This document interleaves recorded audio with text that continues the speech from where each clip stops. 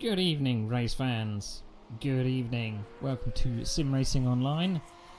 You join us here for the Group 5 DRM 70s to 80s Championship. This is the first round of this series, a one of 5 rounds. 45 minutes of racing around European tracks. And we are set to have 5 types of car race around 5 tracks in this series. And you join us here at Norisring in Germany, a very, very short track, lacking in turns, but not lacking in bumps, it seems. So, let's check out what we've got in store for the rest of the season. So, as I say, there's 5 rounds for our drivers to complete, all in Europe. So, we're starting off in Norisring in Germany. We're then heading to the 90s version of Hockenheim on the 31st of January, and then Zolder, the 1979 version, so without all those silly little chicanes, on the 14th of February, and then the 1960s version of Zandvoort, so we're heading over to the Netherlands on the 28th of February, and then for the last round it will be the early 2000s, I believe, Nürburgring GP circuit on the 14th of March. So, we have 5 cars, all based in the Group 5 DRM 70s to 80s era. A weird and wonderful selection of cars, noisy cars, I would say. But here is a little preview of what we've got. So, we're running with the BMW E21. The BMW M1, sometimes referred to as the Pro car. Then we've got the Ford Capri Zack Speed, the Lancia Monte Carlo 2, or the Lancia M2, and the Porsche 935. And I believe it's the Porsche 935/80 we are basing this Porsche on.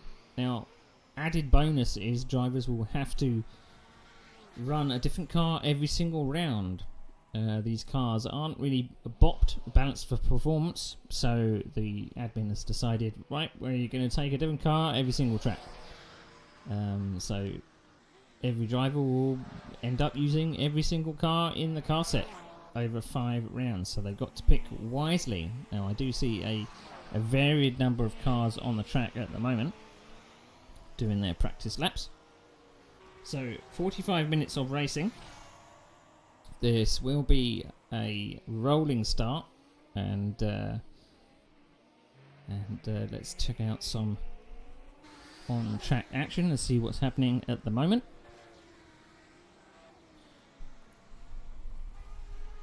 So I will be using the cameras today, which will be automatically chosen for me. So the game is going to decide what action to pick up, and I can concentrate on all the other myriad of things that I've got on my screen at the moment. So we're seeing people out on the practices at the moment. We do have 11 drivers on the server, which is all good. So we can currently see Nick Westy is topping the timesheets in the BMW E21. Slightly of a handbrake turn coming into that last chicane. So Norisring, as I said, lacking in turns, but not lacking in bumps. So Norisring, it is running the current layout of Norisring. So this layout has been run from 1972 all the way up to the present day, and it has 8 turns. Apparently 8 turns, lots of hairpins, and lots of Armco to collide with as well. As you can see, some of these drivers are trying to get the power down as much as possible. All of the straights on this circuit are very, very bumpy, and I don't think whether these drivers can actually avoid them. There isn't a place on the circuit which is bump free, but I doubt any of our drivers are going to receive any track limits specifically, because there isn't anywhere to run off the track. We are surrounded by Armco. So this track was built in 1948. It's had several different configurations through the years. As you can see, it's in the city centre.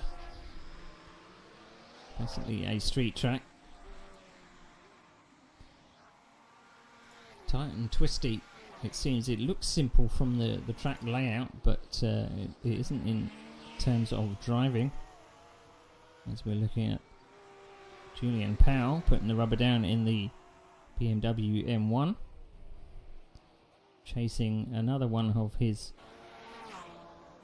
BMW M1 drivers, and Tony Talviti with his finish paint job on his BMW E21. Now, most of these cars are turbo cars from the Group 5 era, as I said.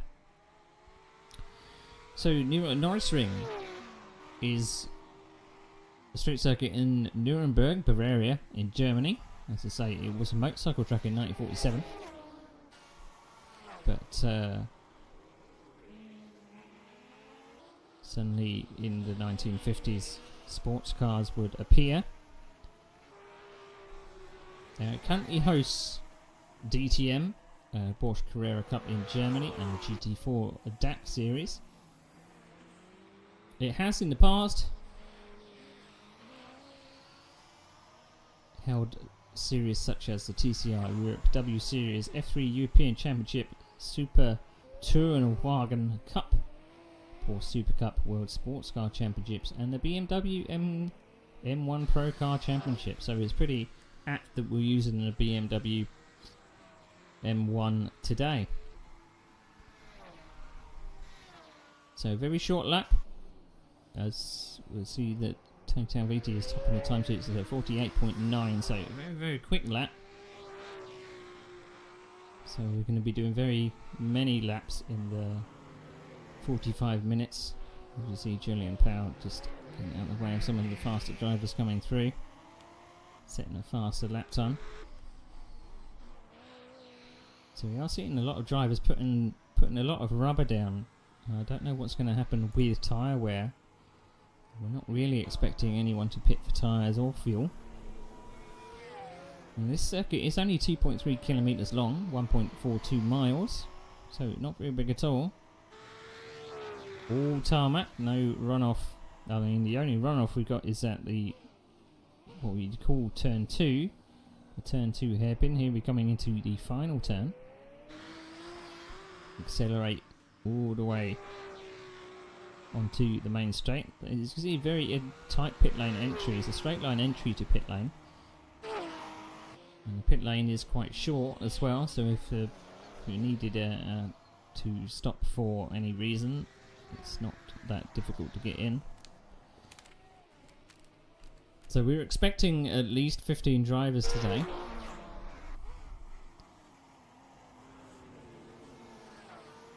Let's see how many drivers are going to be braving the bumps. Again, that's Tony Talviti putting the rubber down. Purple in the first sector in practice. Probably maybe getting a cheeky toe behind this Capri. That's a very brightly coloured Capri. In front, with a big huge wing on the back. That was the style of the era of Group 5. Big huge wings, big huge aero, massive turbos. Now I did look up some stats of some of these cars. So particularly the BMW M1. Apparently it says it had up to 1,000 horsepower. I don't quite believe up to 1,000 horsepower, considering the rest of the cars were in the 300 to 400 horsepower range.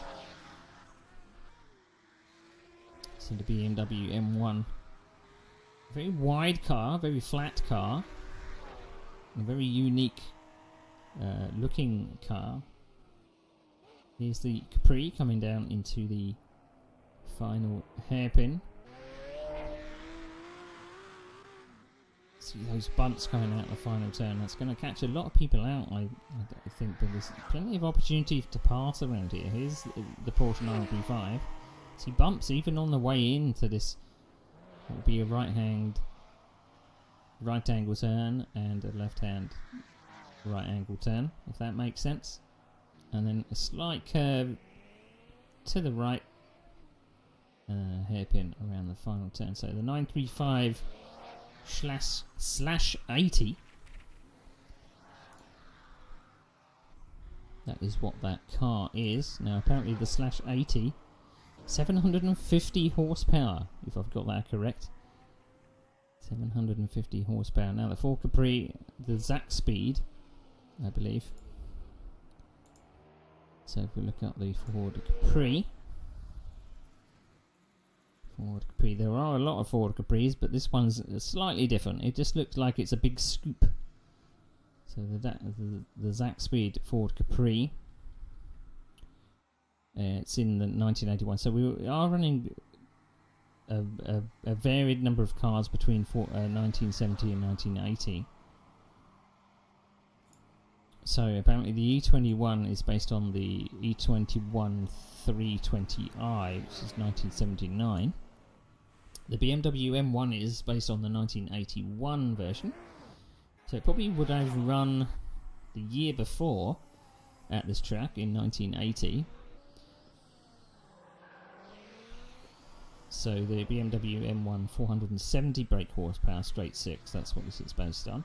So I don't know where that stat for 1,000 horsepower came from, but up to 1,000 horsepower is not wrong. The Capri is a 3.7 litre V6. The Lancia Monte Carlo, we haven't seen one of those on track yet. I wonder if no one's decided to take the Lancia this round.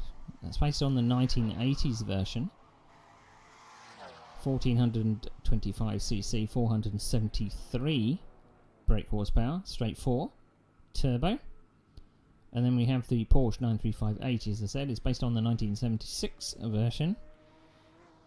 I don't know if that's labelled incorrectly because it's 93580. You would suspect it's maybe it'd be 1980, but we'll go with that. 2808cc, 590 brake horsepower, turbo. So lovely looking Jägermeister paint job, very distinct for the era. So Bjorn Hagman has decided to take the Porsche for this round. Taking a German car at a German track.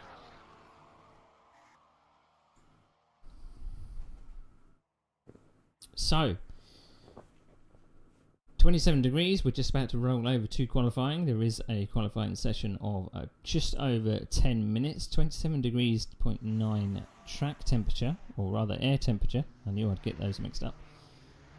Track temperature of 47.6, so a lot of heat has been put into the track. So it looks like a lot of people have chosen the BMW. They were the top 3 times in practice. As the drivers will wait at the end of pit lane, desperate to get out on track. In 10 minutes, they're probably going to be able to do at least 10 laps, if not more. So Nick Westy is the first out the pits. Tony Talviti not far behind. It's going to take a little while to keep you on your toes because these drivers are in paint jobs which I do not recognise. Usually with these series, the drivers will be in the same car for the entire 5 or 6 rounds, but this time they are not. So this makes it extra difficult for me, extra challenging. So going around the last hairpin to start the first lap on the board. As Tony Talviti, you can hear him banging off the limiter there.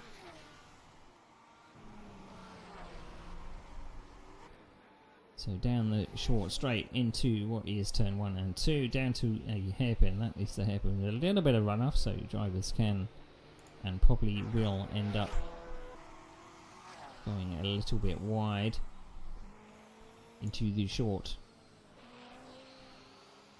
turn 4 and 5. So Nick Westy coming out to the end of the lap along what is a concrete, maybe trying to avoid the bumps up there. So into turn 6, maybe a little bit of a Scandinavian flip coming into the final turn.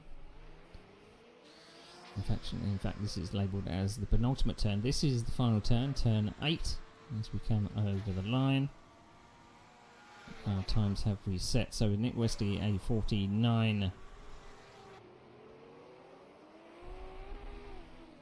49.6 with and Tony goes top with a 49.6. Nick Westy second, 49.8. Bjorn Hagman in the Porsche not far behind with a 50.4. And we also have John van der Geest has popped up into the podium places with a 49.9 again in a BMW E21. It does seem the BMW E21 it could be the choice for this round, but it will swing in roundabouts depending on how fast each car is for each particular track, and they will have their strengths and weaknesses. I do wonder what round drivers are going to pick the BMW M1 for. So Nick Westy coming into this, laying the rubber down. This is one of our newcomers, Romain Labro. Chose the Ford Capri this round. So Tony Talviti still top in the time sheet. Wow, it gave the Arco a little bit of a whack there, but I'm glad that the rear wing stayed on. We do have a rule in Sim Racing Online that you must complete your out lap, your fast lap, and your in lap. So it makes it very interesting. Tony Talviti has decided to abandon that lap, and I'm not surprised, given the wall a good whack. So what kind of other time? So I ate my words. Romain Labro is now second with a 49.6 in the Capri. Such a fast lap time this time with 2 yellow sectors. It's going to encounter another car. It's getting going, I believe. I don't know. That looks like a Capri ahead. Phil Brown in the Capri. He's currently got a personal best in the first sector. He's currently in 9th place. He can't quite get it stopped for this hairpin. And then we have John van der Geest in a very bright yellow BMW. I don't think I'm going to forget that particular paint job. So again, Romain is not putting any personal bests in the first sector. He is provisionally second on the grid. So with only just over 5 minutes to go, Tony Talviti has provisional pole with a 49.1. Romain Labro 49.6 in second. Nick Westy in the BMW E21. I'm going to get tongue-tied over these cars, I tell you. 49.8. And John van der Geest in 4th with a 49.9. So very close times at the top. John van der Geest is stuck in a little bit of traffic. I believe he's between a Capri. Well, in fact, I think he's between 2 BMW M1s. And rounding out the top 5 is a Julian Powell with a 50.1. So the top 5 covered by 1 second. The director is concentrating on the top 5 at the moment. Romain is trying a different technique to get round that hairpin. The rear end is really, really loose.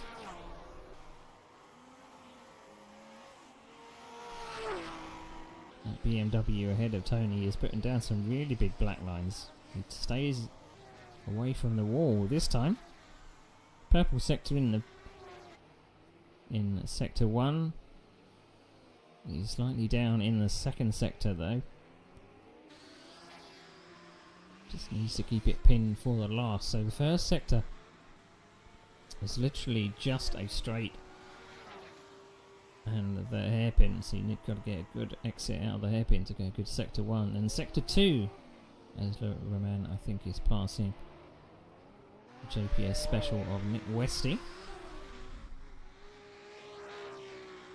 So purple and green in the first and second sector. This might be provisional pole for Romain, depending on what his third sector is like. He's 0.4 off, so it didn't look like he improved. He's now up, still in second. John van der Geest propping up the top 5. So John in his yellow BMW. Tony Delviti coming across the line, purple in the first, not quite as good in the second. Not quite good in the third either.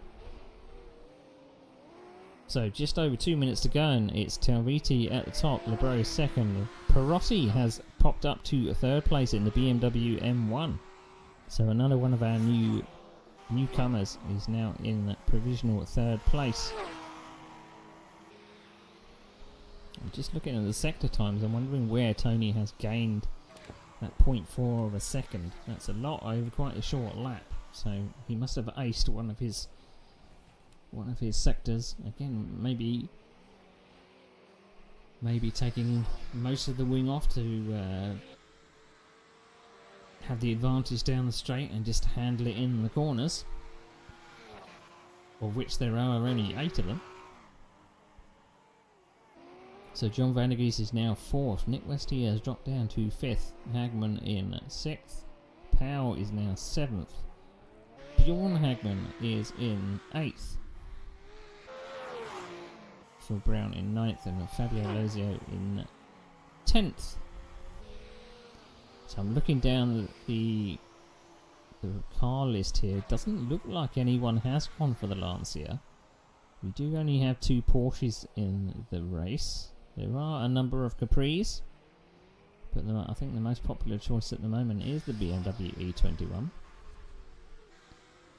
So just over 1 minute to go. Tony Telviti out the top of the timesheets.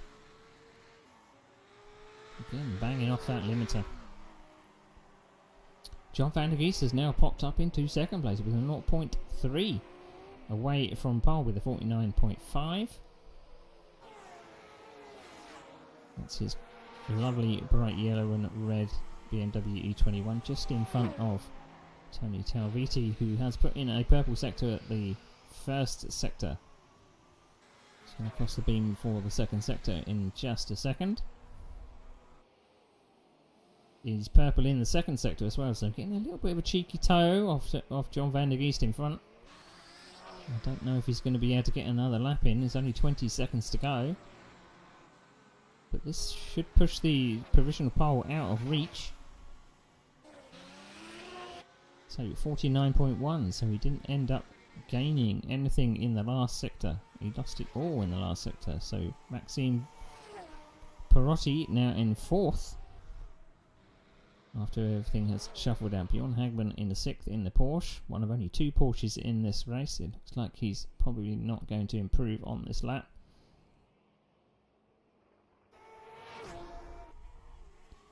So Perotti still pushing on in the BMW M1. It's be very difficult to get this thing to turn around the tight turns in that middle sector there. Bumping away, locking tyres, trying to get this thing slowed down. Missing the apex by quite a number of feet there. It looks like he's going to abandon that lap. It didn't look like he was going to improve. So it looks like we have our grid.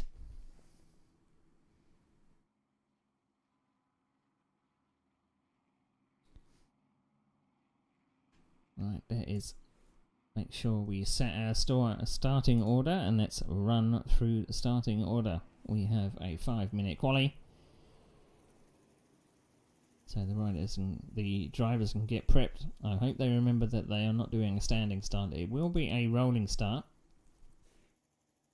But here is the grid. Tony Telviti tops the timesheets in 1st, John van der Geest in 2nd, Lebro in 3rd, and Perotti in 4th.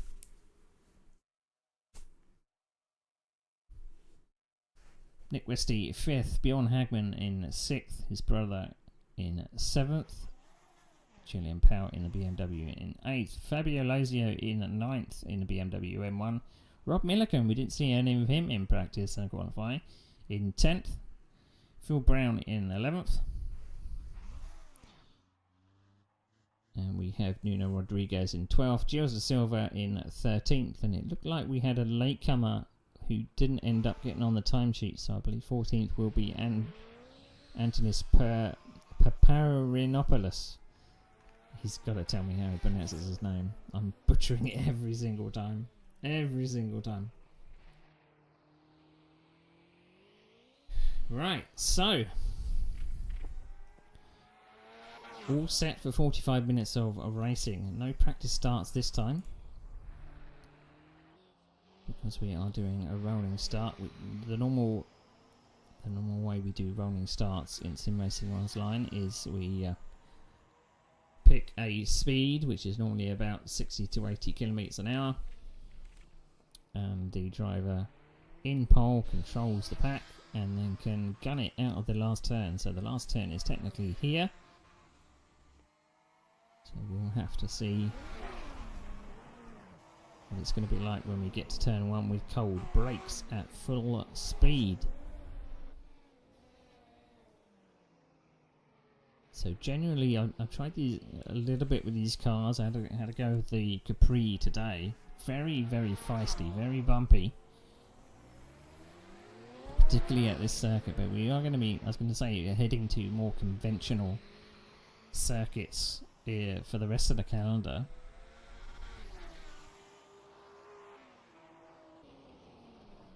But this being a street circuit, very, very tough. No runoff.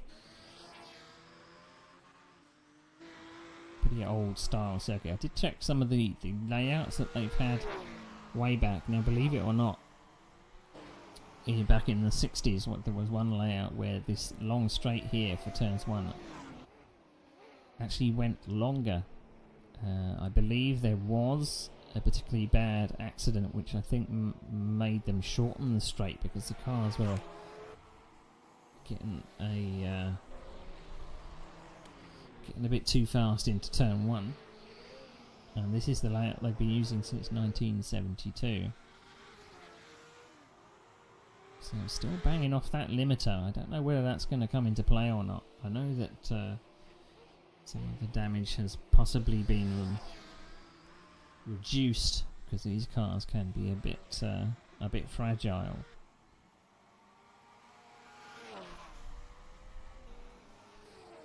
The BMW E21 rather is proving quite a quick car around here, but there was a mix in the top 5. I believe we had 2 BMW E21s. We had a Capri, and I believe we had a BMW M1 as well. So quite a mix of cars and drivers. And we do have a few newcomers to this series and to Sim Racing Online, so I hope they enjoy driving with us today, and hope they stick around for the remainder of the season. So, just to reiterate, these drivers will be taking part in 5 rounds this season. The 5 rounds, they have to take a different car each round, so each driver that you see in a particular car this round, they will be in a different car next round. So, as I said before, keep me on my toes.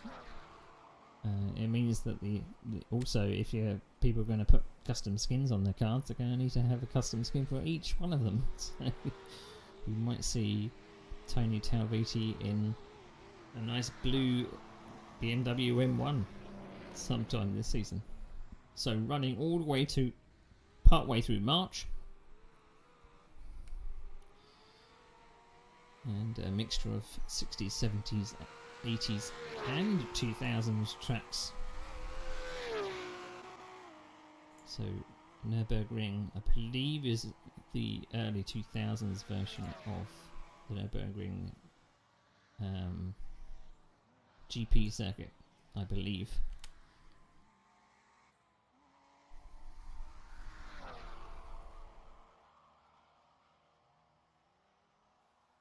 So as I said, this track has hosted, or does host, DTM, which in some respects is a glorified GT3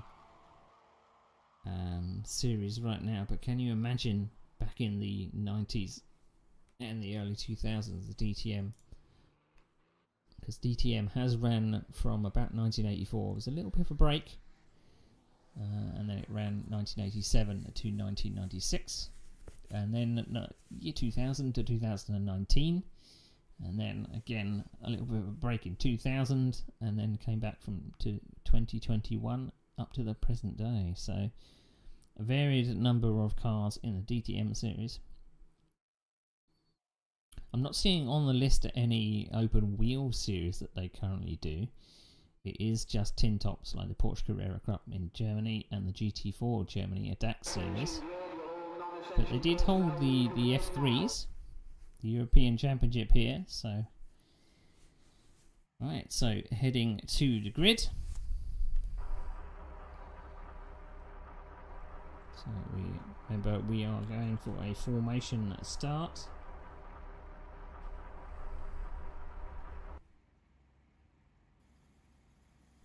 So the leader will lead them away. So once the bell sounds, hopefully people have read their driver briefing and they won't go off like a scolded dog.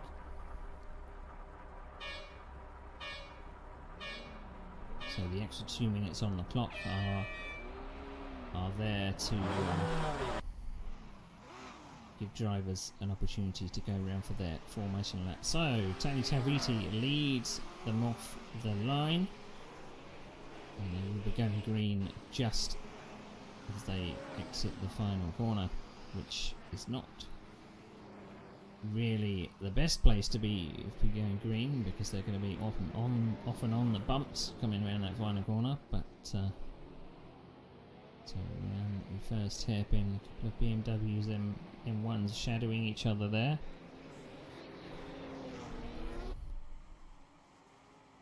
As Taubiti leads them around the first sector, so it's going to get a little tight through this particular sector on the first lap. But these long straights, or these wide straights rather, they do seem to promote side-by-side racing. There's enough room for some of these drivers to go side by side. I don't know if that's the fastest way around this circuit. So coming up to the final turn.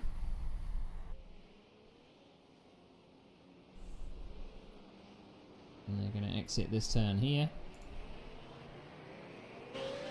And off Tony goes. I think John van der Geest was napping a little there. Full speed off down this first straight into turn 1. Down the gears into this hairpin for the first time, just missing the back of that, getting a little bit sideways. So that was 4th place in the BMW M1, I believe. So Roman Labro, sorry, side by side into the right angle left hand turn. That was very close. Got it all crossed up in the first section. It was late into the second. So that's Nick Westy chasing the Capri of Labro, as we see Lars Hagman in a gaggle. He's right behind his brother in the orange Porsche there.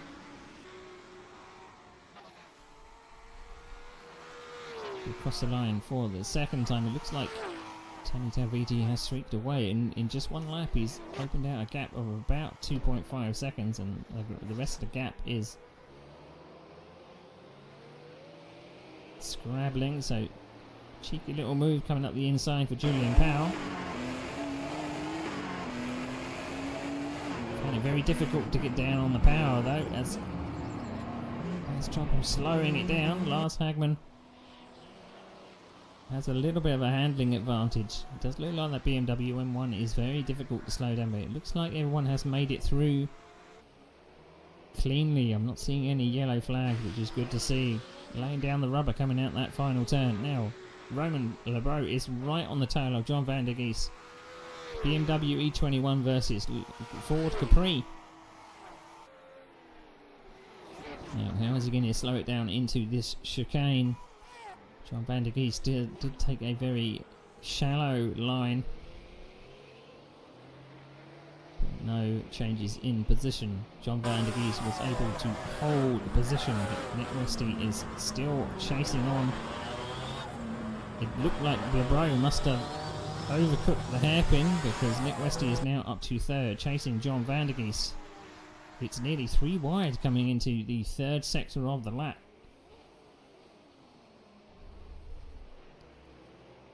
So Nick Westy opens the door. And John van der Geest, unfortunately, was a loser in that situation, losing 2, and now he's going to beat 3 positions. John van der Geest. I didn't see that BMW M1 was there. Who's going to be the latest on the brakes? We did see that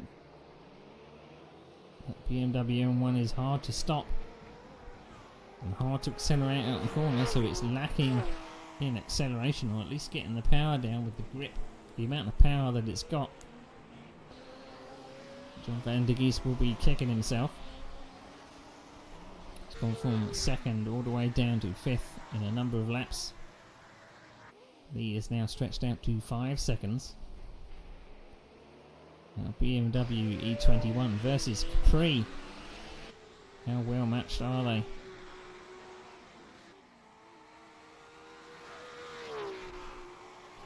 So down the straight, BMW M1 chasing one of the Porsches. It looks like maybe Lars Hagman has lost a position to Julian in the BMW.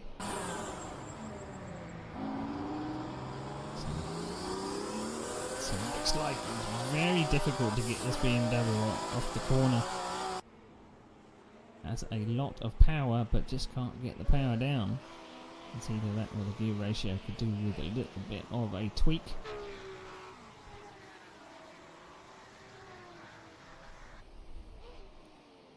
So struggling to get these cars stopped. You can see lots of locking the brakes. It's not going to do the tyres any good for at least 40 minutes of racing.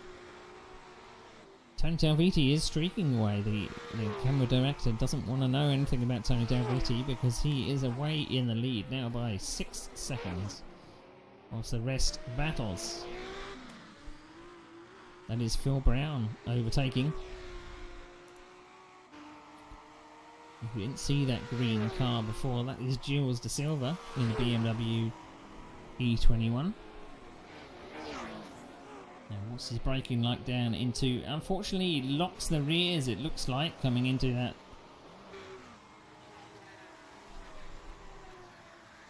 It's very difficult to slow that car down. Jules De Silva now down to 14th place. Now battle resumed. Westy and Lebro still within a second of each other. It does look like Westy's probably opening the gap a little. Oh, it looks like this may be looking. Was that tyre smoke or was that engine smoke? It did look like at the end of the straight that BMW M1 was perhaps smoking a little. So 40 minutes to go.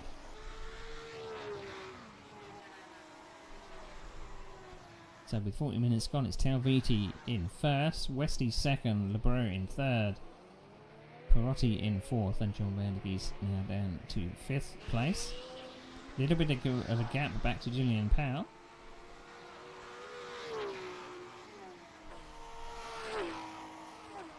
So a wide line down into the first turn, cutting it back to the barrier. Here we have Antonis chasing Nuno Rodriguez, 2 Capris in at 11th and 12th. Backing that in like it's a rally car. That's not going to do the tyre heat any good. So Lebro is hanging the rear out. It doesn't look like he suffered an awful lot with that rally style. But 3rd, 4th and 5th.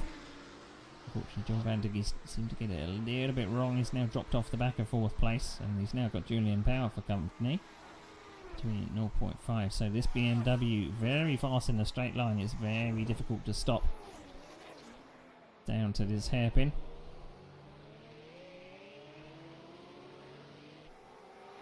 So the second BMW M1 of Maxime Perotti is having a better time. He's not left the rear of Lebro in front in the Capri. And neither has Lebro left Nick Westy alone, so gap now 7 seconds to the lead.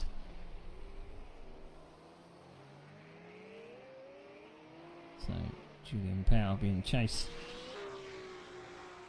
by a Bjorn Hagman's Jägermeister Porsche. It does look like engine smoke. I wonder if Maxime has possibly closed the radiator a bit too much.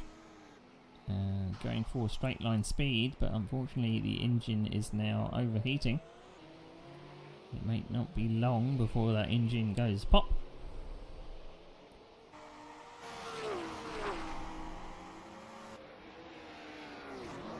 So 2 Capris at the back, so we've got Rodriguez and Antonis at the back.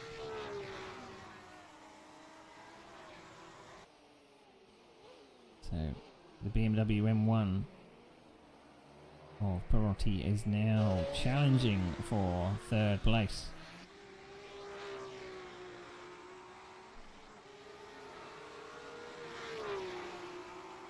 Now, is that some flashing of lights, or is that just a graphical glitch?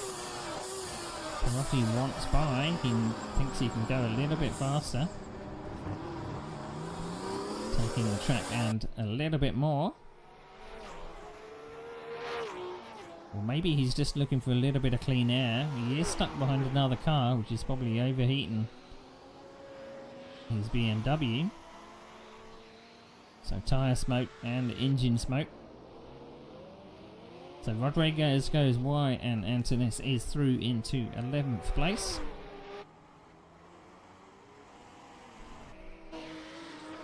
So we do look like we've got a battle of the Capris right at the back of the field. So 3 Capris, 11th, 12th and 13th line astern. So Lebro has looked like he maybe got distracted by Perotti in his mirrors and he's now dropping back a little. Bandagist is having an awful lot of trouble slowing it down for the from the hairpin. Maybe distracted by all that BMW engine smoke in the foreground.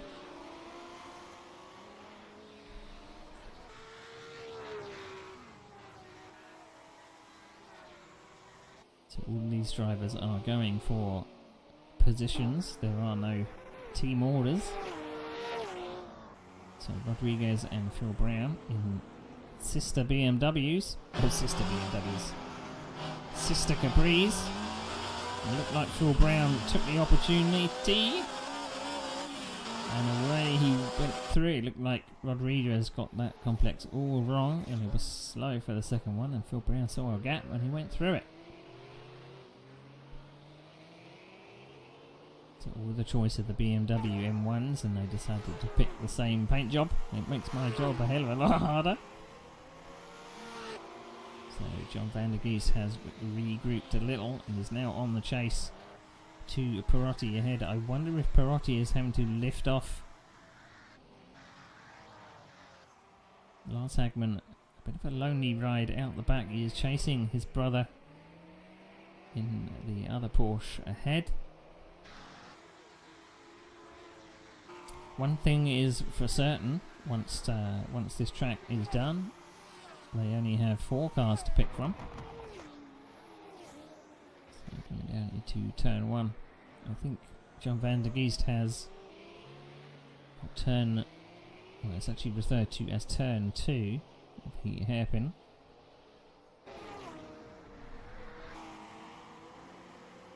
I think it spices things up a little, having free car choice for every single round. I'm hoping that people have read their regulations and understand that they will not be in the same car. It looks like one of the Capris has gone around. That's Rodriguez. Looked like one of them wasn't able to stop. He's going to be able to reverse to get out of there. He is. Be careful with that engine. Otherwise it will go pop. It looks like he's decided to call it a day. Phil Brown and Rodriguez have decided to call it a day after that incident. It looked like they could have got going again, but It didn't look like there was an engine fire or anything, but it's a shame. First two retirements, and they both happen to be Capris. So Julian Power still chasing after John van der Geest in 5th place. So looking at the lead is now up to 9 seconds, with just over a quarter of the race gone. 32 minutes to go.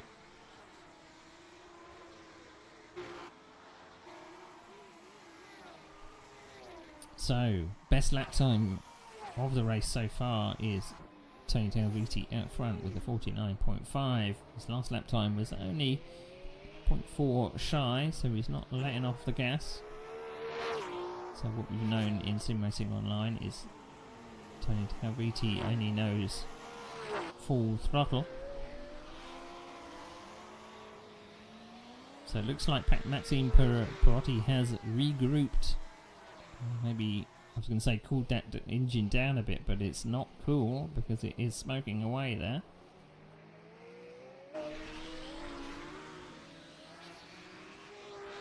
Snaking all over just to get the power down.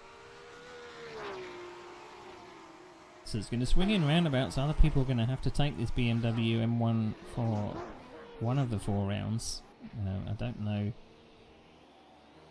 Maybe it will fare better on circuits that have maybe less corners or less tight corners and faster and sweeping bends. So maybe be more suited to a place like Zandvoort, where it can get the power down.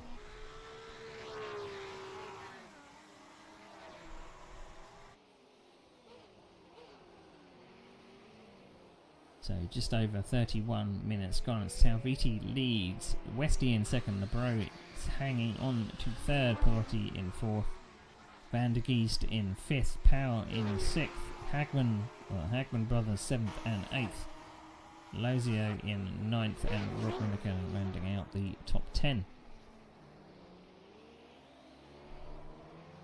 It's been relatively clean so far, not seen any incidents apart from that incident at the hairpin.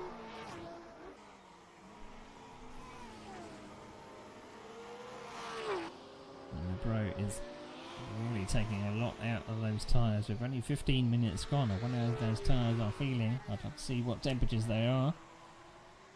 I know that when I was having a go, I was burning at least the right front.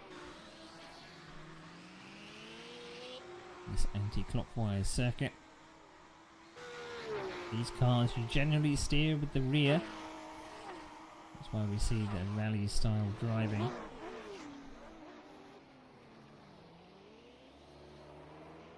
Trying to get that front end to turn in. So now that Antonis has not been challenged from behind, Antonis is now challenging Rob Milliken in the Capri ahead.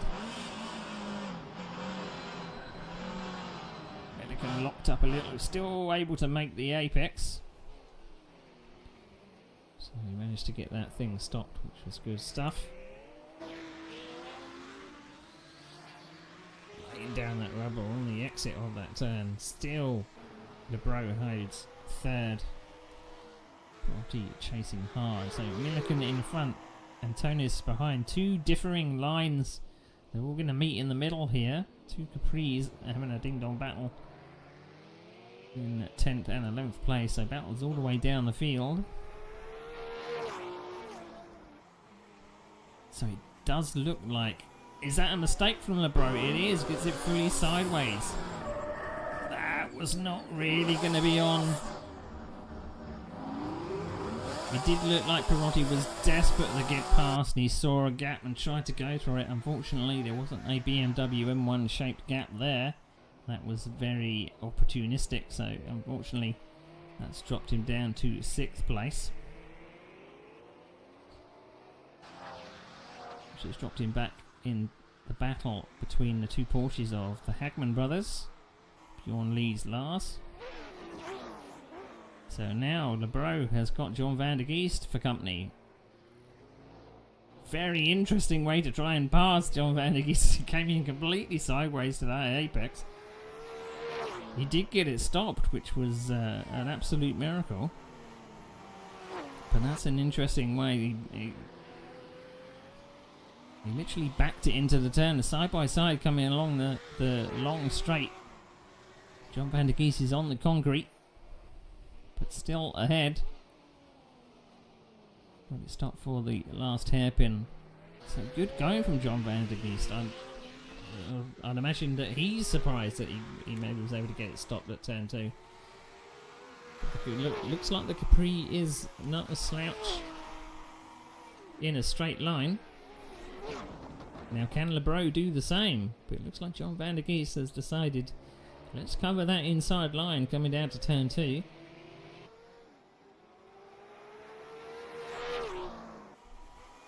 Very good strategy.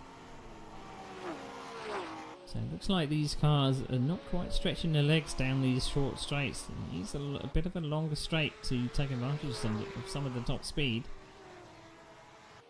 But varying in lines coming up to this corner here. John Van der Geest takes a bit of a tighter line, which means that he's possibly going to be slower onto the straight, but sideways LeBro's Capri. So we're coming up lapped cars now. I believe that Tone Dalviti is always has already lapped one of our drivers at the back, and Nick Westy is coming up behind one of those into one of the tightest sections of the track. But we are concentrating on the battle between 3rd and 4th. Rob Milliken and Antonis are still battling away. It's very difficult, it seems, for turn 1 because you're braking and turning at the same time. You don't get the wrong line, otherwise they're going to be heading sideways into that turn, which is what happened to two of our Capris out the back of Brown and Rodriguez. So Bjorn Hagman and Lars Hagman still plugging away in 7th in 8th place. As Bjorn Hagman just misses his braking point and nearly takes out the BMW in front.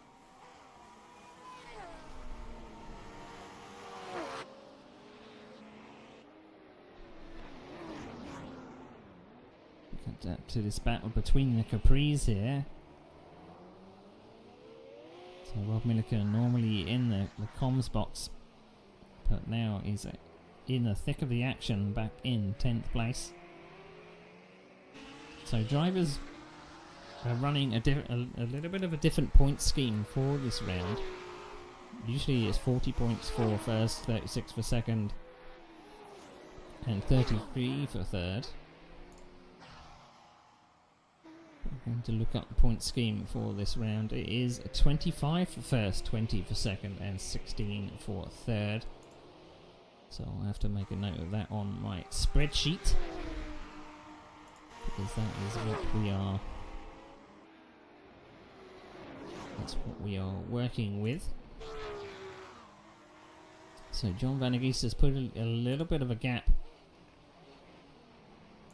As I say, that closes right up on the brakes into the final turn.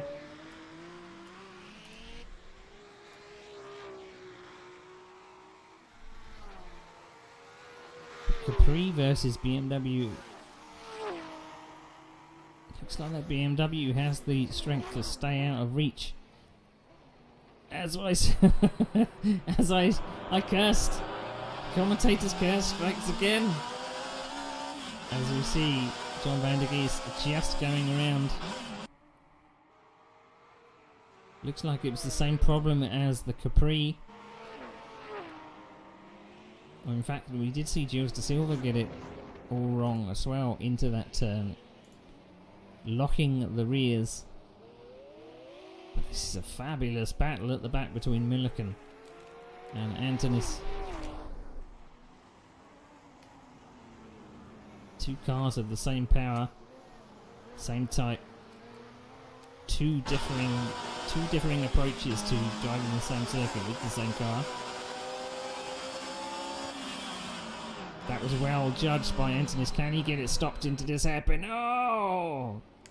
Not quite. I think he was very, very scared that he was going to T-bone the car ahead, so he brought it to an absolute stop. He knew he was running out the peak or braking.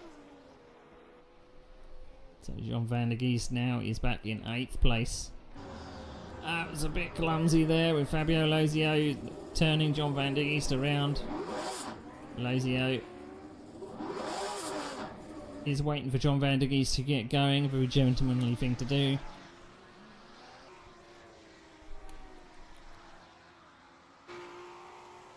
So Perotti is now still smoking away in 5th place. That BMW would have gone pop by now, I would believe. BMW now coming up to some lap cars at the back. This should spice things up a little.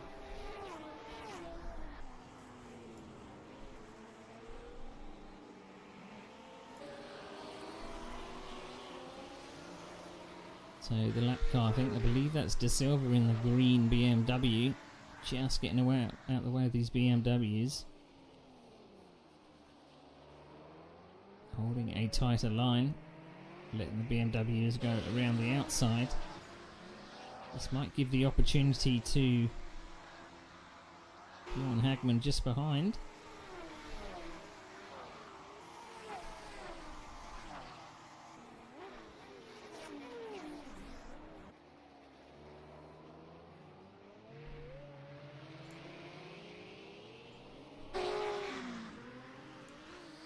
So back to this battle for, it's now 8th and 9th. We've lost one. Lozio has decided to retire. I don't know if that was damage from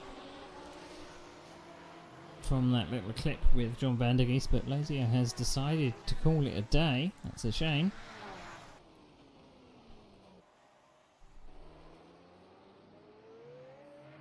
So now both Porsches have got around the lap car of De Silva. Now Bjorn Hagman has dropped back into the clutches of his brother. I don't know if there is team orders here, but now these two BMW M1s are locked together. Julian Powell is now up to... Oh! So close to the rear end there. Looked like he was just about not getting it stopped. I thought there was an imminent collision between technically two teammates, but they live to fight another day.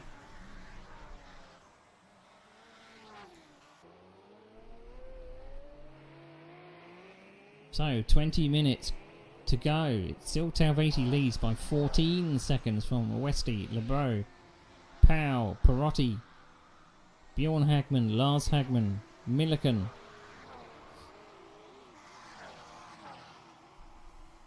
I'm going to call him Antonis in 9th. John van der Geest has now dropped down to 10th place. So was that a mistake from John van der Geest, or was that was probably the result of getting turned around?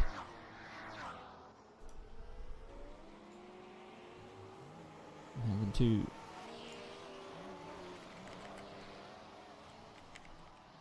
do several things here at once here.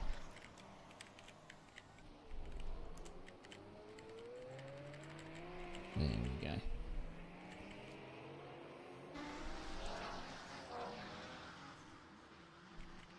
They've got the point sorted for when we are totaling up the points later on.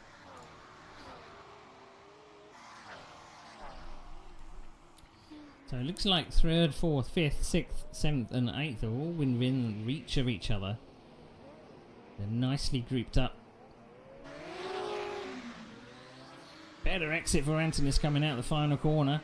Didn't want to wash wide coming out through the final corner. This is an epic battle here. Now, where's he going? Left or right? He's going left. Can he get it stopped for the hairpin? He's got it.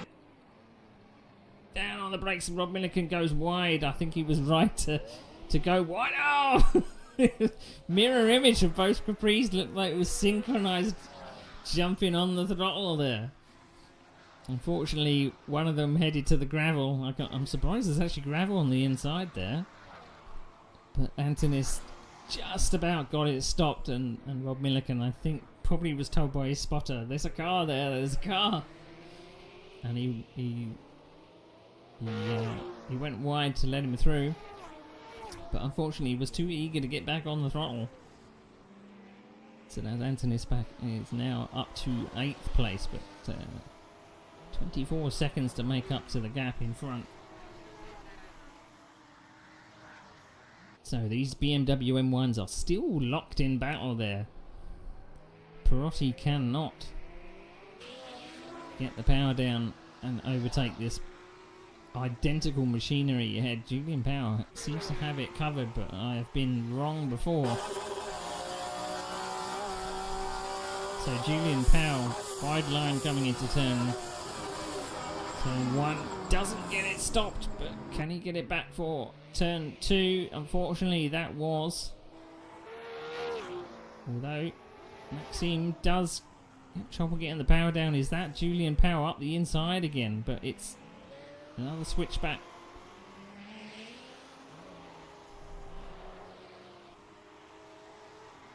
So Perotti is now through.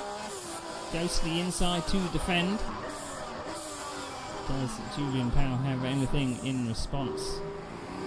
Now, the boot's on the other foot, as they say. What has Julian got at turn 1? He's now got a face full of engine smoke. Now, does he go left or right coming up to turn 1? You have to bear in mind that they're going to be carrying a little more speed because of the draft. He did get it stopped. Did he get the power down? He did. Fabulous. Absolutely fabulous. Now, where is Maxim? He is still in the mirrors, so good racing room left. Now, this brings one of the Porsches into play. Bjorn Hagman now wants a piece. And the Porsche of Lars Hagman now comes into play. Now you wonder whether some of these drivers were saving a little bit towards the end of the race. Now, is it time to push? And it's not like none of these drivers haven't been pushing. So it's BMW, Porsche at the back of this group. It does look like the BMWs can just pull out enough in the long straight section. But it's just getting them stopped for this hairpin. We have to see that some of these BMWs fully locked up. But they have got this BMW out of the way because they won't need to. They won't need to run it for the rest of the 4 rounds. So 15 minutes to go. It's Talviti in first, Westy in second. Bro is still in third. Power is now fourth, and Perotti now down to 5th. But this group of Perotti, Hagman, I don't think is over with, so we won't mark down just in case I give them the commentator's curse.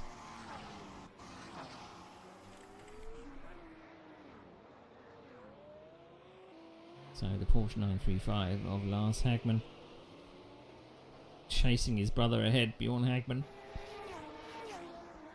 Now after that flurry of activity of the 2 BMWs, which meant that the Porsches could close up a bit, so once these 2 were battling ahead, it meant that the Porsches could catch up to these 2 BMWs. But it now looks like battle resumed. We are as we were. Julian Powell in 4th, with Maxim Perotti just behind. Now he's already shown his hand. We know that Julian Powell was good on the brakes coming down into this hairpin. Does Maxime decide to do exactly the same? Rumbling over that curb on the inside is probably not good for traction. But it must be tantalisingly close. Such a short lap. It doesn't seem like there's a lot to gain advantage. You need a little bit more of a deficit to the car in front.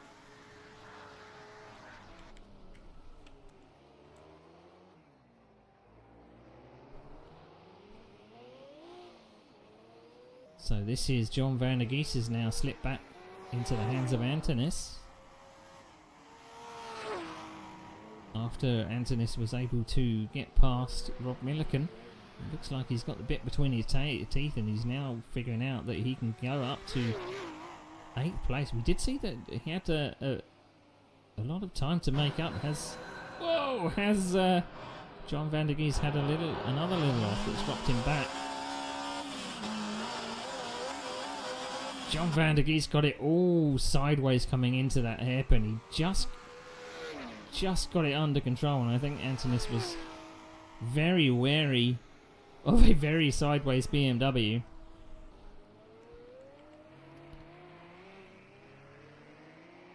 So Porsche is still at the back of this group. Well, it doesn't seem like they have enough short straight line speed to be able to deal with the two BMWs ahead unless something happens. But we will keep an eye.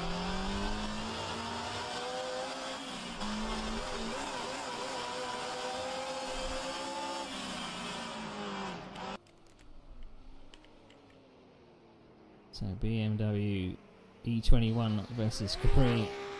Looks like Antonis tries to get on the power.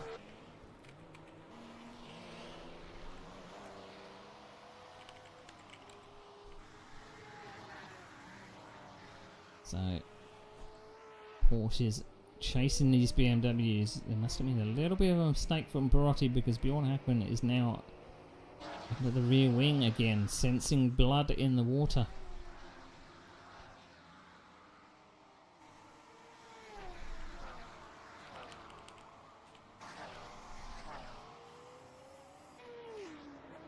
Down into turns 1 and 2. Bjorn Hagman cutting that apex. Lars Hagman follows. So now Perotti has his mirrors full again of two Porsches. I think if Bjorn Hagman gets a sniff, he may open the door for his brother behind. So Perotti has to be very, very careful not to lose two places in a row here. But it looks like as Julian is making the most of it ahead and is pulling a gap. But we're coming down to the last 10 minutes here. We have seen a lot of tyre smoke, and we've seen a lot of engine smoke, and I'm wondering whether this is playing havoc with some of these drivers. They have been smoking their tyres quite a lot, overheating these tyres. Perhaps there's a couple of flat spots out there too.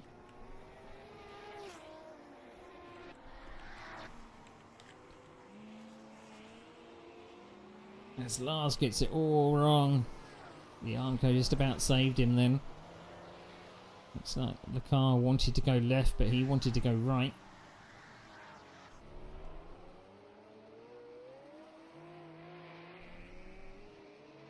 So Perotti very slow into the hairpin. But it does look like that Porsche there isn't enough of a straight to be able to get in the slipstream and pass. I'm thinking they've got to try something else.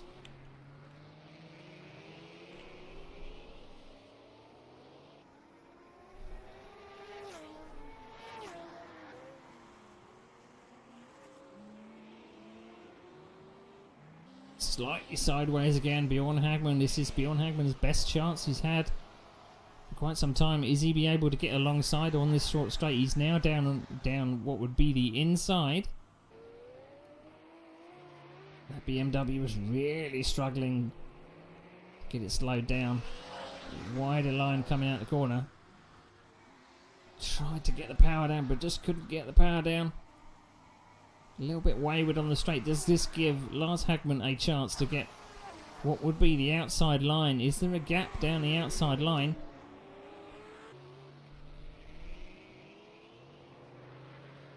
Late on the brakes. Can Lars get on the power earlier than that BMW ahead, but not quite. Does look like it's suffering on a short track such as this.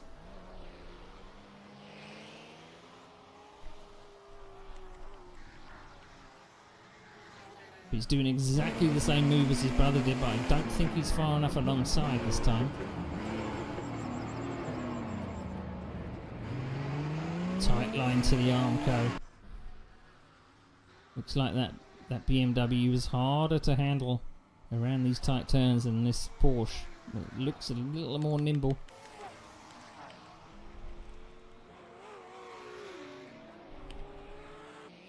So just 8 minutes to go. Looks like this is the battle of the race at the moment. Clattering the outside wall. I don't know if that's going to bend any of the steering at all. Into the right. This is where Maxime made a mistake last time. No mistakes this time. So staying out on that concrete section, probably missing as much of the bumps as good. Is that a backwards Porsche? I believe that's Bjorn Hagman getting it all wrong. On the straight. So Maxime is back up to 5th place. Now Lars Hagman in 6th. Very unfortunate. It looks like he got it all wrong on the brakes.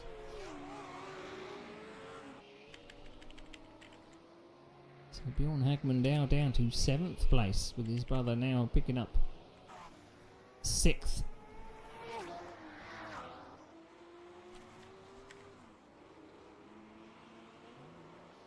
So now it's Lars Hagman's turn to put the pressure on this BMW in front.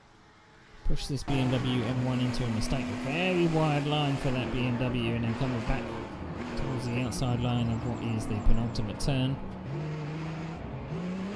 Looks like Lars is able to keep a little bit of a tight line, but just not able to get the power down as quick as he would like. So just over 6 minutes to go. Tony Talviti is leading by 21 seconds. A dominant run by Tony. We haven't seen Tony in this. There's been too much action further back.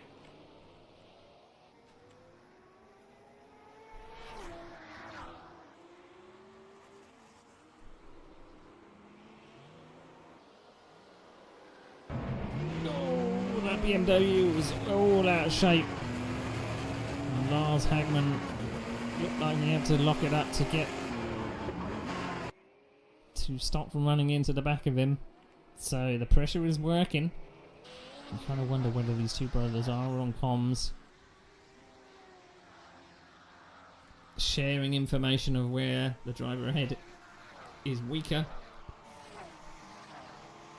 Or perhaps Bjorn is telling his brother, put the pressure on in this particular corner. As we see him go round. This is the first time we've seen Tony Talviti all race out in front by 21 seconds, in fact 22 seconds. So Rob Milliken, after his little half spin, back down to 10th place. Just been lapped by one of the Capris in 3rd, that's Lebro.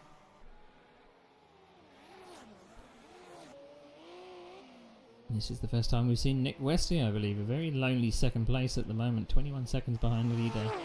His next car on the road is 12 seconds behind him, so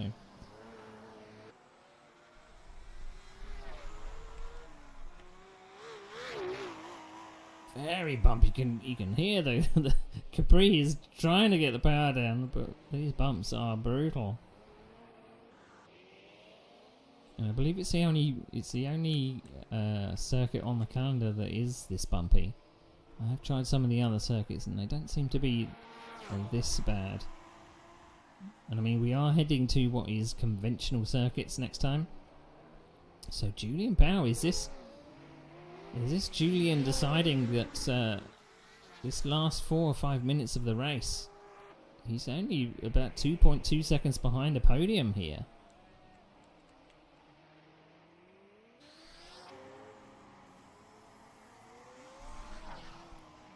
So Nick Westy in a very lonely 2nd place, hasn't seen another car for at least the first 2 minutes of the race. And Tony Talviti putting in another best lap time of a 49.4, best lap of the race. So he's deciding to push on. He's got enough of a margin, but he doesn't want to bin it now. after such a dominant display.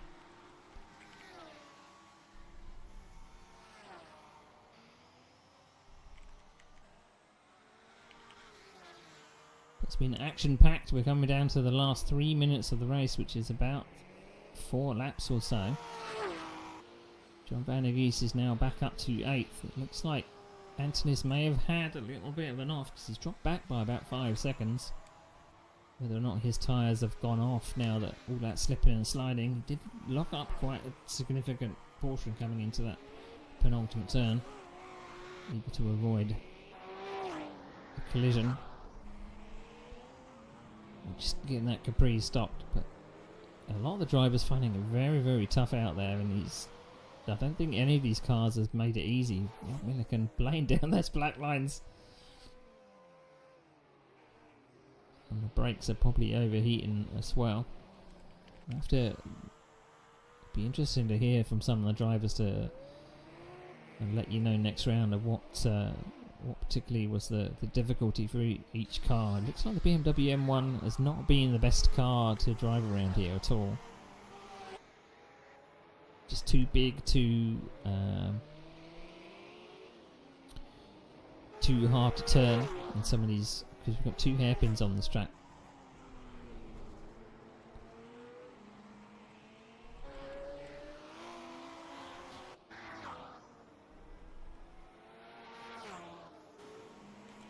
So the nice bright blue car of Tony Talviti pushing on Julian Powell. He's now got that Capri within sight. The gap is now down to 1.7. Are we down for a grandstand finish for the podium place here, the last podium place?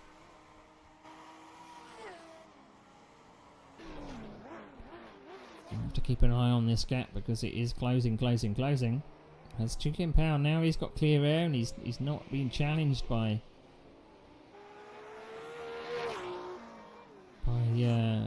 Maxime behind. He's now able to pull the gap.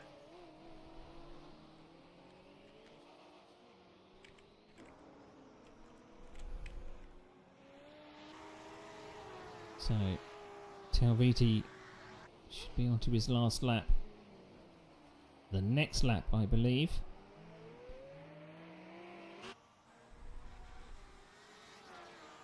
Coming up to the penultimate turn.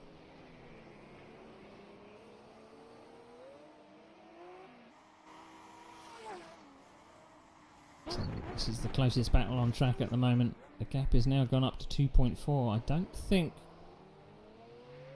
Julian Powell has enough to be able to get past in 1 or 2 laps. So across the line with 30 seconds to go. This is the last lap of a 45 minutes dash, if you will. It's been very, very hectic. There's been a couple of incidents. I'll have to see what happened with a couple of drivers. I think brakes have been a particular problem for a lot of these drivers. Just getting these cars stopped.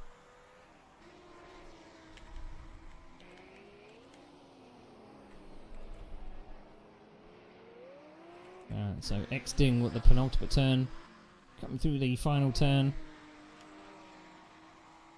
That's Rob Milliken ahead and over the line to win the first round of the Group 5 DRM 70s 80s Championship. That's Tony Talviti with your win. Here's Nick Westy coming down to the finish line. We haven't seen much of him in second. It's been a very lonely second. But good nonetheless. And it looks like Lebro will cross the line in third.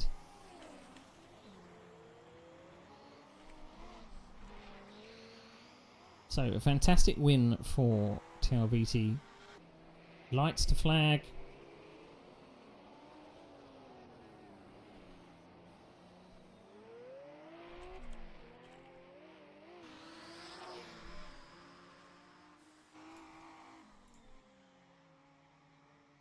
So just coming into pits to finish what was a very, very hectic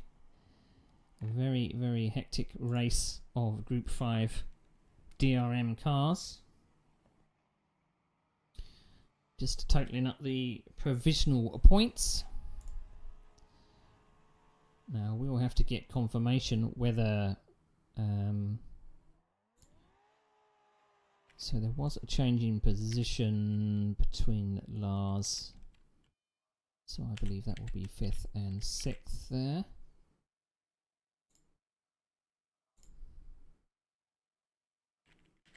Okay, it didn't look like Julian Powell was able to overtake Romain Lebrow in the final laps. It did look like 2 seconds was probably a bit much to overtake in the final 2 laps. So that's 7th. Okay, so so John van der Geest did end up in 8th. Okie doke. Right. So, okay, so I'm doing maths in my head, even though I've got a spreadsheet in front of me here. It's still not very easy. I do have some broadcast tools to help me. I am thinking of actually releasing them to the public because they do help with some of the overlays, creating all of the JSON files and such to get the overlays to work, but still have a few things to change with them. Right, so if everything has worked correctly, let's see if we can show you the standings.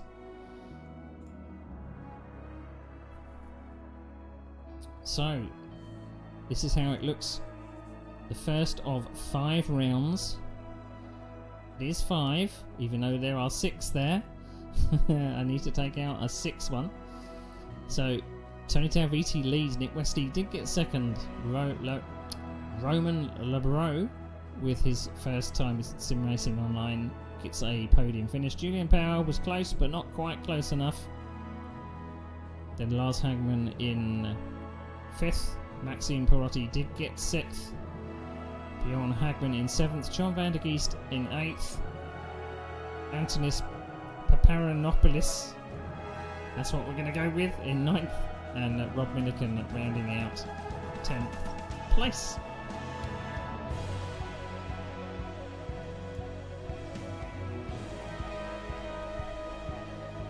So, those are the positions for this first round. But if we look at our schedule coming up. So, our next round is going to be on the 31st of January. Hockenheim 1991. So, big long straights. So, who's going to take the BMW M1 for that round? Because it may have an advantage. And then we head to Zolder 1979 on the 14th of February, and then Zandvoort 1967 on the 28th of February. So each race is about 2 weeks apart.